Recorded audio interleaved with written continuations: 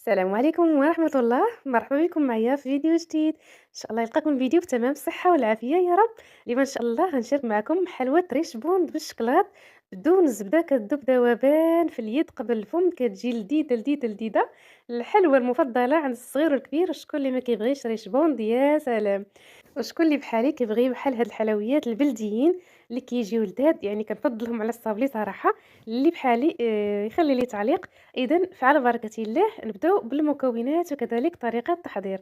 عندي في القصرية 4 ديال البيضات، 2 كيسان ديال السنيدة. إلا نتوما ما كتفضلوش يعني الحلاوة بزاف ديروا غير كاس ديال السنيدة أولا كاس ونص. درت واحد الساشي ديال الفاني. الحلوى كتجي شوية حلوة. إلا بغيتو نقصوا من الحلاوة. صافي كنخدم ديك السنيدة والبيض مزيان وديك الفاني. من الأحسن كاع إلا درتو كلشي خلطوه بالخلاط الكهربائي أولا الباطون، كان أفضل وتكون النتيجة أروع. أنا خدمت غير بيدي مزيان مزيان حتى ديك السنيدة دابت ليا مع البيض. يعني بهذا الشكل هذا كنبقى نمعر فيهم يعني حتى يتجانس ليا الخليط. من بعد كنضيف 2 كيسان ديال الزيت بالقياس ديال كاس ديال العنبه. هاد المقادير البنات راه كيخرجوا لينا كميه اللي وفيره تبارك الله. الا بغيتو غير مقادير قليله فتقدروا ديروا غير نصف الكميه. صافي كنخلط كذلك الزيت مزيان حتى ما كيبقاش لينا يبان، يعني ما كيبقاش معزول على البيض. صافي من بعد غادي نضيف 2 شاشي ديال الكاكاو المر اولا الكاكاو ديال العبار. الا بغيتو اللون ديالها يجيكم هكا كحل غامق فديروا الكاكاو ديال العبار. انا درت غير الشاشيات جاني اللون قهوي، ما جاتش يعني كحله بزاف. وانتم لكم الاختيار. وإلا كنتو جداد وأول مرة كطلع لكم قناتي فمرحبا وألف ألف مرحبا بكم. اشتركوا وفعلوا الجرس باش توصلوا كل جديد ديالي، وما تنساوش لايك للفيديو.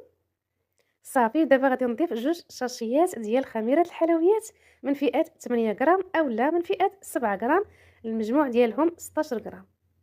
هاد الحلوى كيف ما لاحظتوا راه بدون زبدة.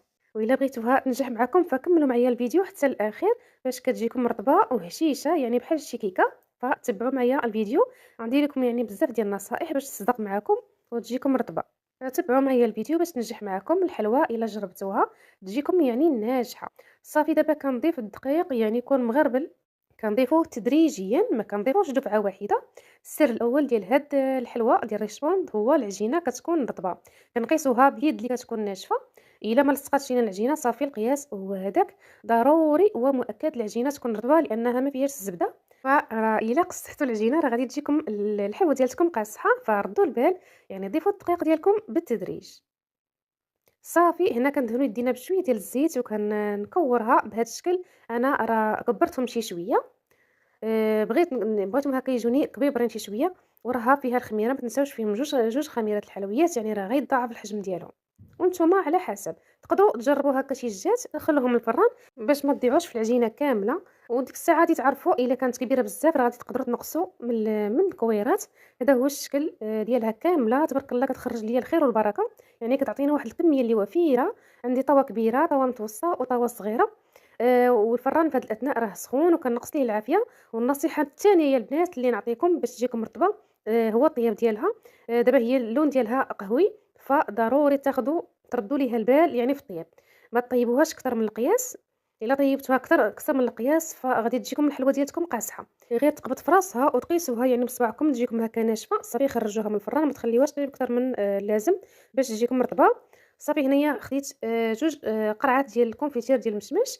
انا كان عندي داك ديال الماكله فطحنته في هاد الهاشوار اولا طحنوه في ديك الطحانه ديال الحوت اولا ديال المطيشه مع كاس ديال المزهر. الا لاحظتوا راني شلت القرعات وشلت كذلك داك الكاس لا لي ضايع يعني ما كتبقى حتى شي حاجه تماك.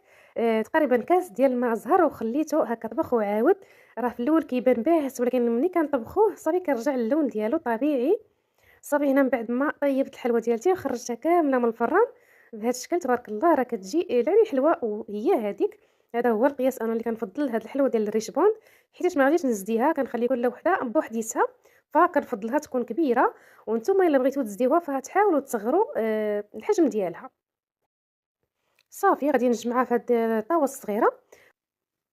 صافي وغادي نجيب المربى ديالي اللي طبخ وهو سخون ضروري. وهذه هي هذا هو السر الثالث اولا النصيحه الثالثه للريشبوند يكون هذا المربى ديالنا سخون. والحلوى سخونه اولا بارده ماشي مشكل، وانما المربى يكون سخون باش ديك الحلوى كتزيد ترطب فيه وكتجينا هشيشه.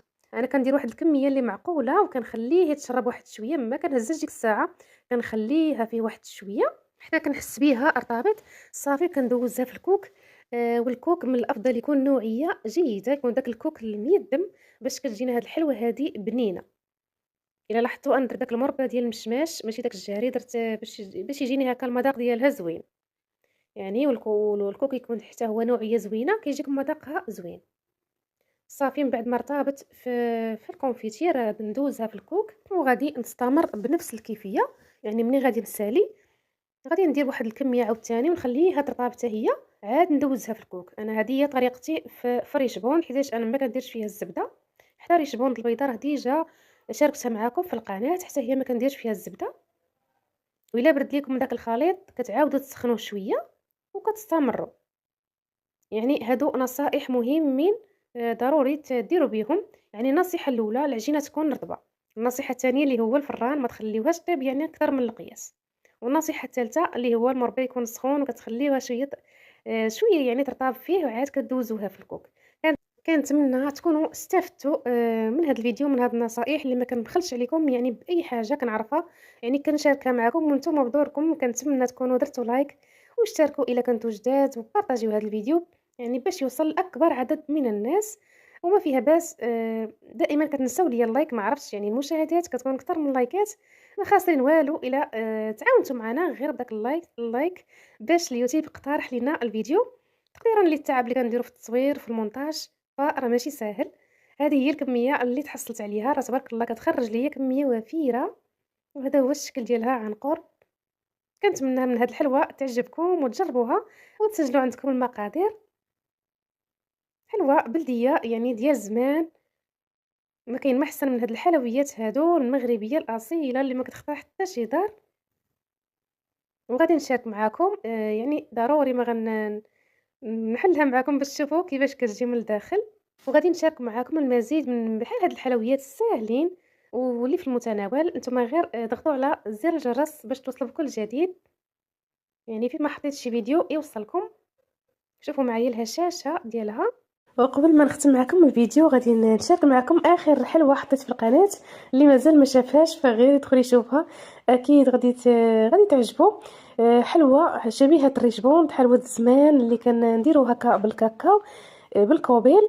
صراحه كتجي زوينه بزاف بزاف بلا زبده، كتذوب ذوبان حتى هي كتجي بحال شي بونجا بحال الميريندينا واحسن بكثير.